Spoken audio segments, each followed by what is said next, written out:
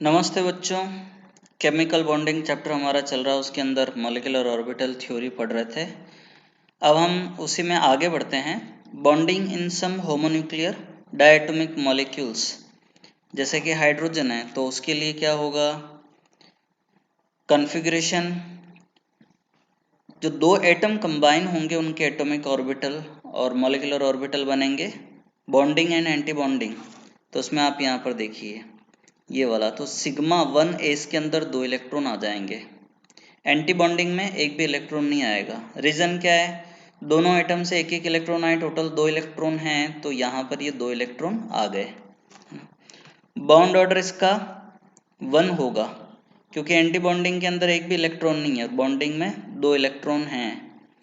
तो 2 minus 0.2 is equal to 1, तो bond order क्या हो जाएगा 1। बॉन्ड ऑर्डर 1 है, इसका मतलब क्या हुआ, एक सिंगल बॉन्ड बनेगा दोनों हाइड्रोजन एटम के बीच में। फिर हम देखते हैं हीलियम मॉलिक्यूल। हीलियम का एटॉमिक नंबर 2 है, 2 इलेक्ट्रॉन 1s के अंदर होंगे।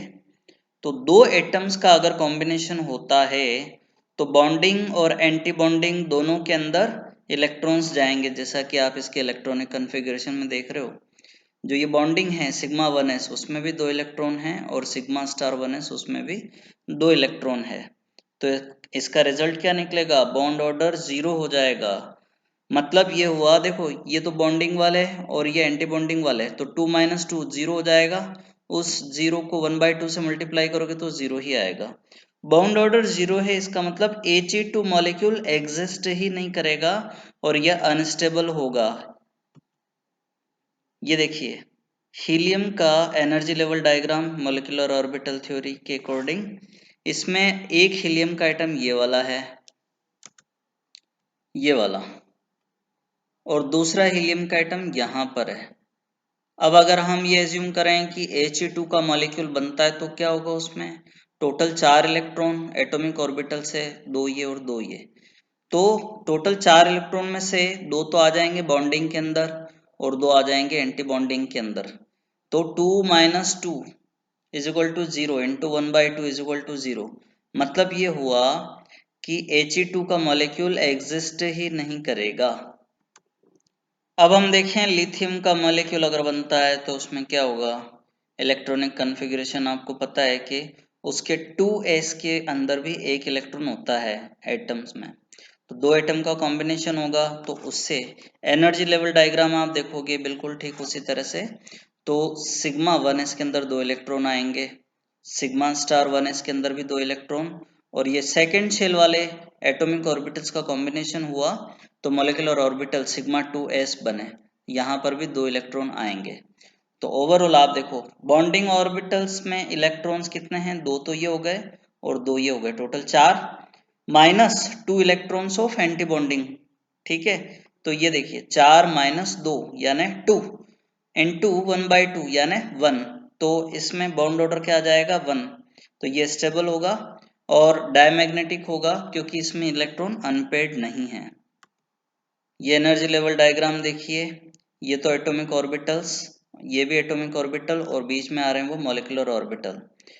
तो इसमें 1s के अंदर 2 इलेक्ट्रॉन और 2s के अंदर 1 इलेक्ट्रॉन है, तो 2 और 2 4 इलेक्ट्रॉन तो यहाँ पर आ गए, 2 बॉन्डिंग में 2 एंटी बॉन्डिंग में, और 2s के भी टोटल 2 इलेक्ट्रॉन हैं, ये दोनों इलेक्ट्रॉन बॉन्डिंग के अंदर आ गए। ध्यान देना एंटी बॉन्डिंग में एक भी इलेक्ट्रॉन नहीं है, तो इसका बॉन्ड ऑर्डर जब निकाला जाता है तो 1 आता है, जो कि हमने अभी देखा। अब हम देखें Be2 मॉलिक्यूल, आपको पता है एटॉमिक नंबर 4 है, और इसका जो इलेक्ट्रॉनिक कन्फिग्रेशन है एटम का 1s2 2s2, और उसके अकॉर्डिंग जब Be2 मॉलिक्यूल अगर बनता है तो आप देख रहे हैं कि बॉन्डिंग और एंटी बॉन्डिंग दोनों में नंबर ऑफ इलेक्ट्रॉन्स बराबर हैं। ये बॉन्डिंग ये वाला और ये वाला, ठीक है, एंटी बॉन्डिंग में भी आप देखिए ये और ये, तो टोटल इलेक्ट्रॉन्स बराबर आ रहे हैं, तो बॉन्ड ऑर्डर 0 हो जाएगा, 4 minus 4 upon 2 is equal to 0। ये इसका एनर्जी लेवल डायग्राम देखिए, इसके अंदर बॉन्डिंग में जितने इलेक्ट्रॉन्स हैं देखिए, ये 2 इलेक्ट्रॉन बॉन्डिंग में, ये भी 2 इलेक्ट्रॉन बॉन्डिंग में, और ये एंटी बॉन्डिंग में, ये एंटी बॉन्डिंग में। तो ओवरऑल बॉन्ड ऑर्डर 0 होने की वजह से हम कह सकते हैं कि Be2 का मॉलिक्यूल भी एग्जिस्ट नहीं करेगा।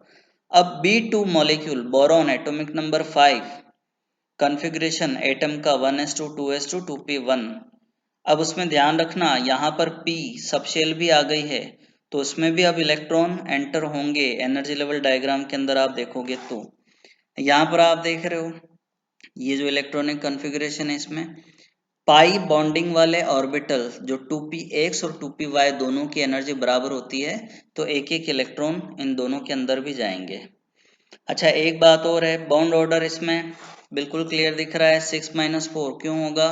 क्योंकि 6 तो बॉन्डिंग वाले इलेक्ट्रॉन हैं, 2 ये हो गए, 2 ये हो गए और 2 ये वाले हो गए, और -4 ये स्टार वाले के अंदर 2 तो ये और ये, तो -4।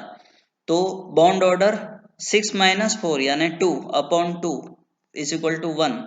तो B2 मॉलिक्यूल इसके अंदर बॉन्ड ऑर्डर 1 होगा और ये पैरामैग्नेटिक होगा, क्योंकि यहाँ पर एक अनपेयर्ड इलेक्ट्रॉन ये है और एक अनपेयर्ड इलेक्ट्रॉन ये है। ये B2 मॉलिक्यूल का एनर्जी लेवल डायग्राम जो भी आपको बताया, इसमें हम सेकेंड शेल ही लिख रहे हैं, फर्स्ट शेल शो नहीं की हुई है स्पेस की कमी के कारण। यहाँ पर आप देखिए एक एक इलेक्ट्रॉन, ये दोनों अनपेयर्ड हैं, इसलिए B2 मॉलिक्यूल पैरामैग्नेटिक होगा। फिर carbon molecule C2 electronic configuration, यहाँ पर दो इलेक्ट्रॉन आ गए। रीजन आपको पता है, एटॉमिक नंबर 6 है। जैसा बोरोन में हमने देखा था एटॉमिक नंबर 5 था, तो अब कार्बन में एक इलेक्ट्रॉन और बढ़ गया, तो 2 एटम की वजह से 2 इलेक्ट्रॉन और आ गए और बॉन्ड ऑर्डर इसका हो जाएगा 2। 8-4 divided by 2 is equal to 2। और ये C2 मॉलिक्यूल डायमैग्नेटिक होगा। रीजन आपको पता है, एक भी अनपेयर्ड नहीं होगा। नाइट्रोजन मॉलिक्यूल एक इलेक्ट्रॉन और बढ़ गया, तो कॉन्फ़िगरेशन आपको पता है, जब इसका बॉन्ड ऑर्डर निकाला जाता है तो 3 आता है। और हमने ये भी देखा हुआ है VBT के अंदर कि नाइट्रोजन नाइट्रोजन के बीच में ट्रिपल बॉन्ड होता है। लुईस डॉट स्ट्रक्चर से भी हमने इस चीज को देखा हुआ है। तो बॉन्ड ऑर्डर इसका 3 क्यों होगा? बॉन्डिंग वाले 10 इलेक्ट्रॉन है, एंटी बॉन्डिंग वाले 4 इलेक्ट्रॉन है, 10-4/2 इज इक्वल टू 3। सारे इलेक्ट्रॉन पेयर्ड हैं, तो ये डायमैग्नेटिक नेचर का होगा। ऑक्सीजन मॉलिक्यूल ये हम पहले डिस्कस कर चुके हैं। और एक बात और खास, इसमें जो एनर्जी लेवल डायग्राम हम बनाते हैं, तो आपको ये ध्यान में आना चाहिए कि हमने देखा था उसके अंदर कि जो पाई स्टार वाले ऑर्बिटल हैं, सॉरी पाई वाले जो ऑर्बिटल हैं मॉलिक्यूलर ऑर्बिटल, वो दोनों सिग्मा से ऊपर की तरफ होंगे एनर्जी लेवल में। इलेक्ट्रॉनिक कॉन्फ़िगरेशन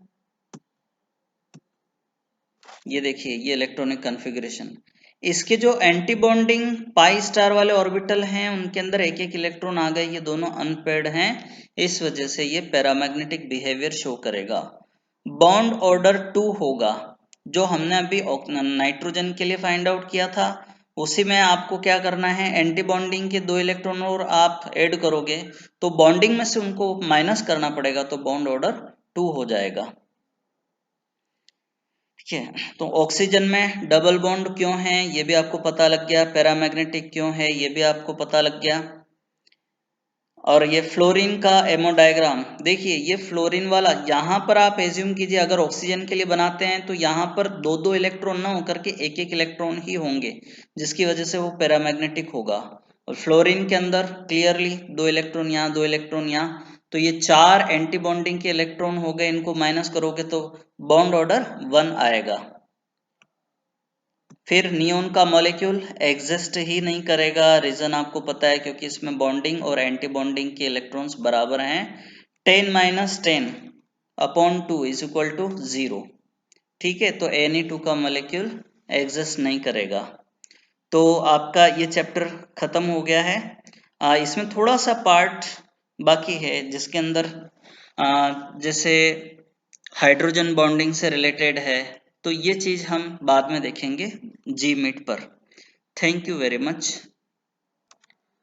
आप लोग नोट्स बना करके मुझे सेंड कीजिएगा और रिवीजन कीजिए।